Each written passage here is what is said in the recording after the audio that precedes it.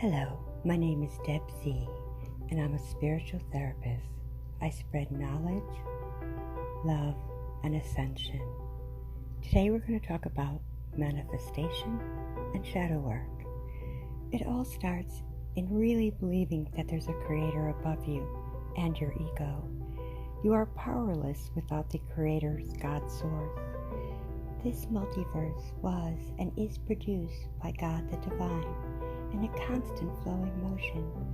By connecting to God's light and entering God's world, you can start to work on your inner fears and failures that you mentally collected along the way. Once you face your fears and let them go, it raises your vibrational field instantly.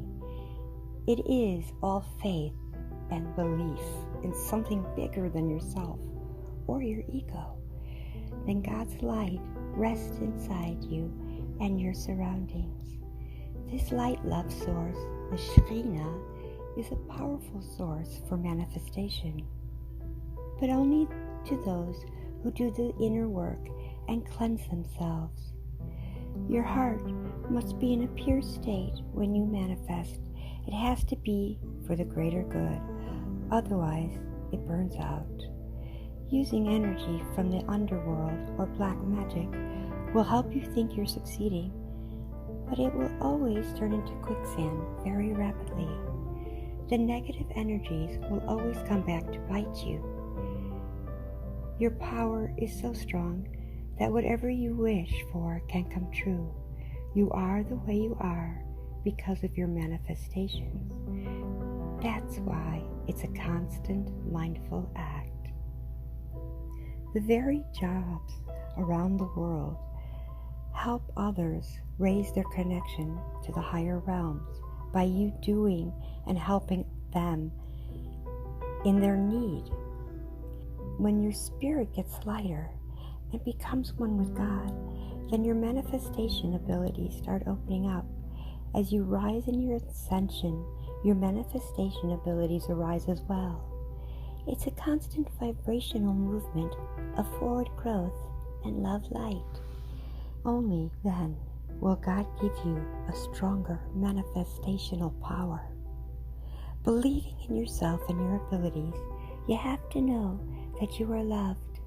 Your confidence blossoms when you're guided by a loving heart. Be in a constant connection with God, the Divine, by talking, praying, and meditating. View the higher source, the planet, the animals, and people as part of your own journey and your own way of thinking, with love and healing eyes only. When your heart becomes pure, then your manifestations become stronger. When you become a master manifester, you have to be careful to be responsible. Find a way to forgive and get back into balance. Sometimes you have to make a decision that will hurt your heart, but will heal your soul. The world longs to achieve inner purity. Why do people even do black magic? It usually comes from laziness and anger. When people don't want to do the work and grow, it also comes from perceived emptiness inside of them. They feel unfulfilled and unloved. In reality, they are loved and have many talents and are capable of tremendous good. Whoever delves in black magic sells their soul to the negative energies. Then they, in turn into energy vampires. They have no light anymore inside them, so they hunger for people with pure energy. You will be turned into the arm of the devil if you go in that direction. It's so subtle you don't even realize you've changed or what you're doing. Every thought that's negative turns into a spell.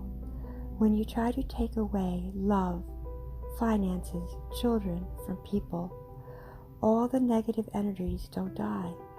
So if the people you are sending it to is protected, then all that negative energy returns back to you 10 times to 1,000-fold. There is nowhere to run. You must go through bad karma to cleanse the evil that's around and in you. In order to start with your inner dialogue and your speech. Stop to gossip and say hurtful things.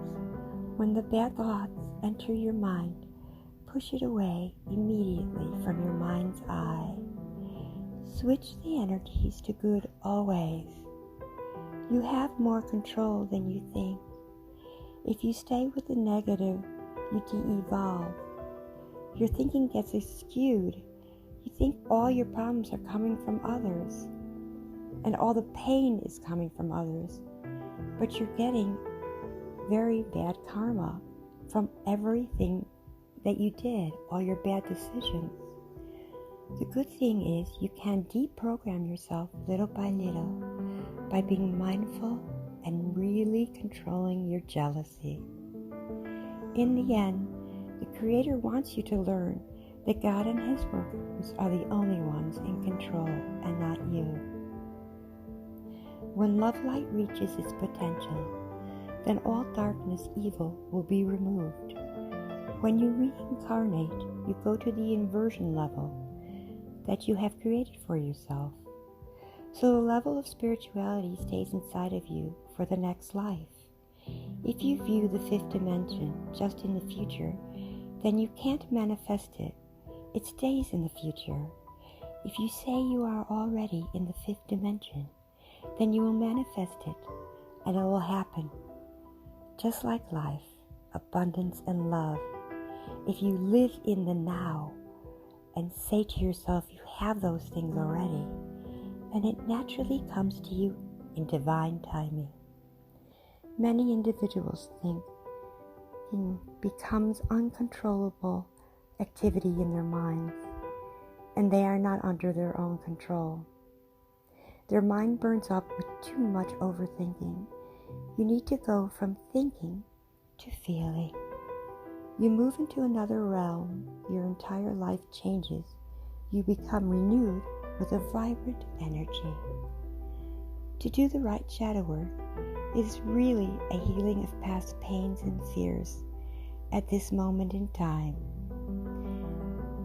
As you are right now your higher self, when you go back and revisit your lower self that's having the bad memories and the abuse, you have to envision yourself traveling back in time and talking and hugging yourself and being with your past self that's suffering.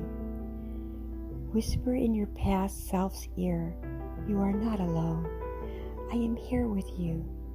This horrible thing, it will pass, and I promise it will go away and you will survive it." Tell yourself it has nothing to do with you. The abuser is not whole. It is not your fault, and you never, ever, ever deserved it. Hold your past self and then let go and return to the present timeline. You will fill yourself with immediate relief, and then you will cry it out and then let it go. The next time those memories come around, it will be less painful. Since we continue to live and have new experiences, we must do shadow work always. It's not over, but it gets easier and easier to face your fears. Each experience you heal within yourself helps you ascend. Without the inner work, it cannot be. Love yourself first. Otherwise, it causes fragmented relationships with others. Each ascension level has to be approved by God and your guides for each individual soul. The best thing you can do for yourself is the shadow work. You have to work on your inner fears and pain. When you fight and are not willing to do the painful work on yourself, then you create a terrible bad karma. To cleanse the karma, you must see the reality you've chosen. Pushing away divine timing causes bad karma as well. People are victimized, but they are not victims. You must separate the two. Yes, It breaks you down to be abused. But you still have free will, and you don't have to let the abusers continue to abuse you your whole life in your mind's eye. If you don't heal and work on yourself from the abuse, then you can't understand others in the right mindset. Your thought process is flawed and it works against you in your life.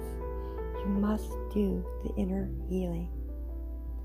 When you do good deeds, you become God's partner in creation. You contribute to the perfection of the world by doing good deeds. When you sin, it breaks creation because it's not in line with the Creator. What you do affects the whole world, not just yourselves.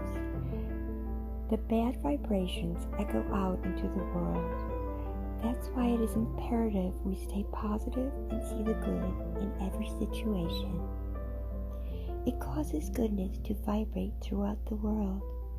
What you do for others is much more effective than when you only do for yourself. The more you improve yourself, the more you can help others. So when we work on our inner demons and unblock the blockages, we are doing that so we can help others, not for our own personal gain. The more you work on yourself, the more you will be able to forgive and to help others. Be well and be blessed.